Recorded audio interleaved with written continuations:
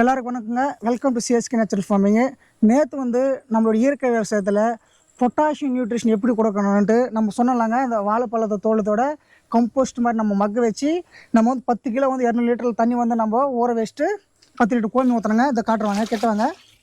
இப்போது 24 மணி நேரம் இது மாதிரி நம்ம பண்ணணும்னா நம்மளுக்கு இதோட ரசம் வந்து நம்மளுக்கு கிடச்சிதுங்க. பாருங்கள், நேற்றுக்கு இன்றைக்கி இதோட வாட்டரோட கலர் பாருங்கள், இதோட நீரோட கலர் மாறிச்சு பாருங்கள். நேற்று வந்து ஒயிட் இருந்துச்சு, இங்கே வந்து அந்த பொட்டாசியம் ரசம் இறங்கின உடனே பாருங்கள் ப்ரௌனாக மாறிச்சிங்க. அப்படின்னா ரெட் பொட்டாசியம் எப்படி வருமோ அது மாதிரி நம்மளுக்கு கூட ப்ரௌனாக வந்துருச்சு பாருங்கள், ப்ரௌன் பிளாக்கில். ஸோ இப்போதாங்க நம்ம இது மாதிரி நம்ம ஃபில்டர் பண்ணிக்கணுங்க.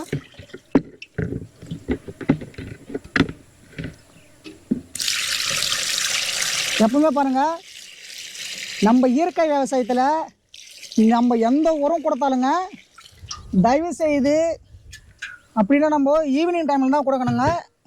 அப்படியே இந்த வெயில் காலத்தில் வந்து ஈவினிங் டைம் கொடுக்கலாம். மழை காலத்தில் வந்து காலையில் மார்னிங் கொடுத்துலாங்க. ஏன்னா வெயில் காலத்தில் ஏன் கொடுக்கக்கூடாதுன்னா இந்த நம்ம ஏன் ஈவினிங்காக கொடுக்கணுமான்னா, எங்கே அதிக வெயில் இருக்கிறதுனால நம்ம கொடுக்குற அப்போ வந்து அதிகமாக வெயில் இருந்தால் நம்ம கொடுக்குற உரம் கூட ஒன்றுமே நம்ம அந்த ஸ்டொமேட்டோ உள்ள இறங்காதுங்க. அந்த இலையில் இருக்கிறோட ஸ்டொமேட்டோ அது உள்ள இறங்காதுங்க, க்ளோஸ் ஆகிடும்.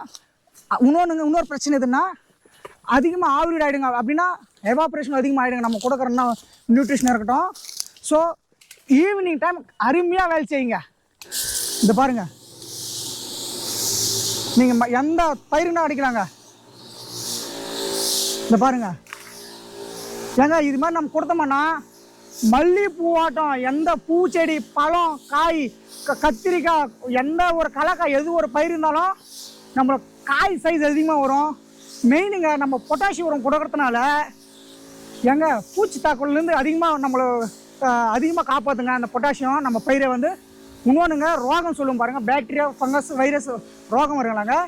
இந்த ரோகத்திலிருந்து கூட நம்ம பொட்டாசியம் உரம் ஒன்று கொடுத்தா தான் நம்மளுக்கு வந்து பெஸ்ட்டு கண்ட்ரோல் பண்ணணும், டிசீசஸ் கண்ட்ரோல் பண்ணணும். வேறு எந்த உரத்தால் நம்மளுக்கு அது வந்து கிடைக்காதுங்க. ஸோ நீங்கள் கூட இயற்கை விவசாயம் பண்ணுங்கள். கூட இது மாதிரி நீங்கள் வாழைப்பழ தோட்டத்தோட கரிசல் பண்ணிவிட்டு ஸ்ப்ரேயிங் கொடுங்க. ஏங்க கெமிக்கல் என்ன இருக்குது சொல்லுங்கள்? கெமிக்கல் ஒன்றுமே இருக்காதுங்க.